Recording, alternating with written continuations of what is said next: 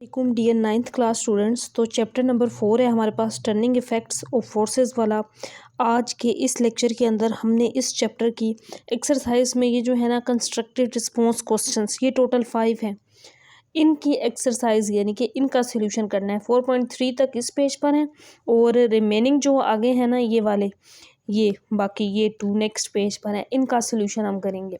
तो स्टूडेंट्स, जैसा कि आपको पता है ना, नया सिलेबस आया है तो हम कोई भी चीज़ स्किप नहीं कर सकते। हर चीज़ इम्पोर्टेंट है तो हमें सब कुछ प्रिपेयर करना होगा। तो ये आसान है, एक एक दो दो लाइंस में इनके आंसर्स मैंने लिखे हुए हैं, वो आपके साथ मैं शेयर करूँगी। वीडियो को कंप्लीट देखिएगा तो आपके इंशाल्लाह ये 5 क्वेश्चंस क्लियर हो जाएंगे, क्योंकि शॉर्ट क्वेश्चन के चांसेस होते हैं एक्सरसाइज में से आ जाए। तो ये आपने करने हैं। बाकी न्यूमेरिकल्स के लेक्चर्स वो सेपरेट अवेलेबल हैं, चैप्टर 1 से 4 तक, वो भी आप देख सकते हैं। तो आपने चैनल को सब्सक्राइब और वीडियो को लाइक जरूर कर देना है स्टूडेंट्स। यहाँ से हम करेंगे इन क्वेश्चंस को 1 बाय 1। तो पहले तो हम फर्स्ट क्वेश्चन करते हैं। पहला क्वेश्चन क्या है? 4.1, a car travels at the same speed around 2 curves with different radii. एक कार है जो सेम स्पीड के साथ दो कर्व्स है ना, डिफरेंट रेडियाई हैं दोनों के। दो कर्व्स यानी कि उसके रास्ते जो है ना वो दो कर्व्स के हैं, लेकिन दोनों का रेडियस सेम है, डिफरेंट रेडियाई। सो डिफरेंट है, कर्व सेम है, डिफरेंट रेडियस है।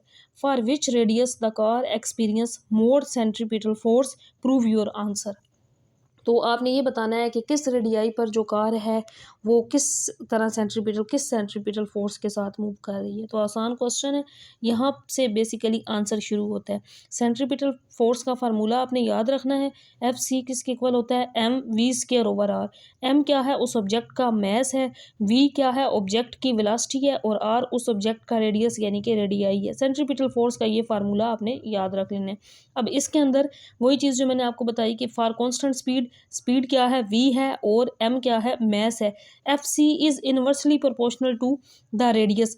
ये एफ सी जो है ना ये इस m और v के डायरेक्टली प्रोपोर्शनल है, लेकिन जो वैल्यू बटे में होती है ना, नीचे होती है, उसके इनवर्सली प्रोपोर्शनल होता है। तो ये इनवर्सली प्रोपोर्शनल है रेडियस के। तो क्या मतलब हुआ? Smaller radius means larger centripetal force. ये दोनों इन्वर्स रिलेशन है ना, तो जब भी किसी चीज़ का इन्वर्स रिलेशन हो ना तो एक वैल्यू बढ़ती है तो एक वैल्यू कम होती है। अगर डायरेक्ट हो ना तो एक वैल्यू के बढ़ने से दूसरी वैल्यू भी बढ़ती है।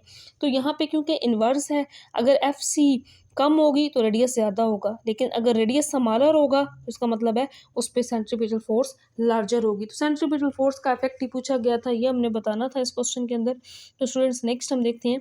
क्वेश्चन है हमारा 4.2, a ripe mango does not normally fall from the tree. एक पका हुआ आम, राइप मैंगो जो है ना, वो नॉर्मली एक दरख्त से खुद ब खुद नहीं गिरता। But when the branch of the tree is shaken, लेकिन जब उसकी शाख को शेक किया जाता है ना, हिलाया जाता है, the mango falls down easily, तो वो आसानी से गिर जाता है। Can you tell the reason? तो क्या हम उसकी रीज़न क्या बताएंगे? बेसिकली वो ग्रेविटी की वजह से होता है, ज़मीन की जो कशिश की फोर्स होती है उसको खींचती है और वो गिर जाता है। बट यहाँ आंसर देखें किस फॉर्म में आपने लिखना है। The shaking provides an external force. जब हम उसको हिलाते हैं तो हम बाहर से एक उस पर एक्सटर्नल फोर्स लगा रहे होते हैं। That overcomes the weak attachment of the mango to the branch, जो क्या करती है, उस आम को उस दरख्त के साथ वीक कर देती है, उसकी अटैचमेंट को कमज़ोर कर देती है कि वो ज़मीन पर गिर जाता है। Because it to detach का मतलब गिरना, ज़मीन पर गिरना। And fall due to gravity, और ग्रेविटी की वजह से वो ज़मीन पर गिरता है, क्योंकि बाहर से हम उस पर कोई बैरूनी एक्सटर्नल फोर्स लगाते हैं। जब उसकी ब्रांच को हिलाते हैं ना, उसकी शाख को, तो उसकी जो उस शाख के साथ जो होती है अटैचमेंट, वो वीक हो जाती है और वो ज़मीन पर गिर जाता है ड्यू टू ग्रेविटी की वजह से। ये आपने इसका आंसर करना है। अब इसके बाद स्टूडेंट्स, नेक्स्ट है हमारे पास 4.3 question, discuss the concept of stability. अब स्टेबिलिटी का कॉन्सेप्ट हमने बताना है, इसमें आपको मेन पॉइंट बता दूंगी, क्वेश्चन आपको समझ आ जाएगा। एंड सेंटर ऑफ ग्रेविटी, साथ हमने सेंटर ऑफ ग्रेविटी का बताना है कि स्टेबिलिटी का सेंटर ऑफ ग्रेविटी से क्या ताल्लुक है। अब मैं आपको पहले बता देती हूँ। दो हमारे पास ऑब्जेक्ट होते हैं, एक लो है एक हाई है। अब जो हाई है ना उसकी स्टेबिलिटी कम होगी। क्यों? क्योंकि वो ज़्यादा अगर उसको हिलाए ना तो वो जल्दी नीचे गिर जाएगा। लेकिन अगर एक ऐसा ऑब्जेक्ट जिसकी हाइट कम है उसकी स्टेबिलिटी ज़्यादा होगी। तो उसकी सेंटर ऑफ ग्रेविटी यानी कि ज़्यादा होगी। बेसिकली आगे क्वेश्चन में देखते हैं क्या कहा गया, in relation to to toppling over, यानी कि हम इन इसका रिलेशन बताना है स्टेबिलिटी का सेंटर ऑफ ग्रेविटी के साथ। प्रोवाइड एन एग्जांपल, और साथ एक एग्जांपल भी बतानी है। व्हेन टॉपलिंग ओवर मतलब जब आप उसको शेक करते हैं, हिलाते हैं, तो उलट पुलट यानी कि दो ऑब्जेक्ट्स को करें तो फिर क्या होगा। Provide an example where an object centre of gravity affects its stability, क्या सेंटर ऑफ ग्रेविटी उसकी स्टेबिलिटी को अफेक्ट करेगी। And explain how alternating its base of support can influence stability, क्या उसकी बेस जो है वो भी उसकी स्टेबिलिटी को इफेक्ट करेगी या नहीं, वो स्टेबल रहेगा या नहीं, ये बेसिकली बताना है। तो आसान सा क्वेश्चन है ये। Stability depends upon the object, किस पर, ऑब्जेक्ट के सेंटर ऑफ ग्रेविटी पर एंड बेस ऑफ सपोर्ट। तो सबसे पहले तो आपको ये पता होना चाहिए कि स्टेबिलिटी किस पर डिपेंड कर रही होती है, उस ऑब्जेक्ट की बेस पर, उसकी बुनियाद पर, और दूसरा सेंटर ऑफ ग्रेविटी पर। अगर ऑब्जेक्ट ज़्यादा ऊंचा होगा, उसकी जो सेंटर ऑफ ग्रेविटी होगी वो लोअर होगी, मोर स्टेबल होगा ना, सेंटर ऑफ ग्रेविटी उसकी मोर स्टेबल होगी, लोअर होगी। अगर वो ऑब्जेक्ट ऊंचा है तो उसकी सेंटर ऑफ ग्रेविटी क्या होगी, हाई होगी, यानी कि वो ज़्यादा स्टेबल नहीं होगा। अब यहाँ एग्जांपल से आपको समझ आ जाएगी, बल्कि यहाँ आगे एक लाइन है, if centre of gravity is low, अगर सेंटर ऑफ ग्रेविटी लो होगी and with in the base, base के साथ the object is move stable, तो ऑब्जेक्ट जो होगा वो स्टेबल रहेगा, उसके गिरने के चांसेस कम होंगे जब ग्रेविटी लो होगी। इसी तरह जब ग्रेविटी हाई होगी तो वो फिर लेस स्टेबल होगा। ये बेसिकली कॉन्सेप्ट था। अब एग्जांपल में देखें, a tall narrow glass is less stable than a wide bottom bowl, दो चीज़ों की बात हो रही है, एक तो बहुत लंबा पतला गिलास है वो लेस स्टेबल होगा, एक वाइड बॉटम बाउल यानी कि एक बड़ा जिसका बॉटम बाउल, एक ऐसा जिसका बॉटम जो है ना वो ज़्यादा चौड़ा बड़ा है, because it's higher the centre of gravity, क्योंकि सेंटर ऑफ ग्रेविटी हाई होगी, is more likely to move outside the base when like widening the base of support or lowering the centre of gravity increasing stability. तो basically दोनों चीज़ों में आपने क्या देखना है, एक टॉल नैरो गिलास है और दूसरा वाइड बॉटम है।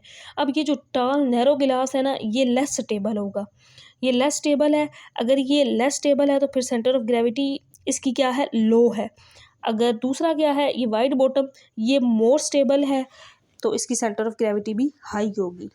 तो ये इसका आंसर आपने इस फॉर्म में कर लेना है। इसके बाद स्टूडेंट्स नेक्स्ट है हमारे पास 4.4 question, why an accelerated body can not be considered in equilibrium. Accelerated body क्यों नहीं कंसिडर की जाती कि वो इक्विलिब्रियम में है। हमें पता है ना कि इक्विलिब्रियम किसी भी ऑब्जेक्ट पर जब लगता है तो उस पर नेट फोर्स जीरो होती है, और फोर्स क्या होती है, F is equal to M A. अगर फोर्स जीरो है तो इट मीन्स एक्सेलरेशन भी जीरो हो गया। लेकिन इसीलिए तो वो कह रहे हैं कि accelerated body can not consider, तो उसमें एक्सेलरेशन नहीं हो सकता।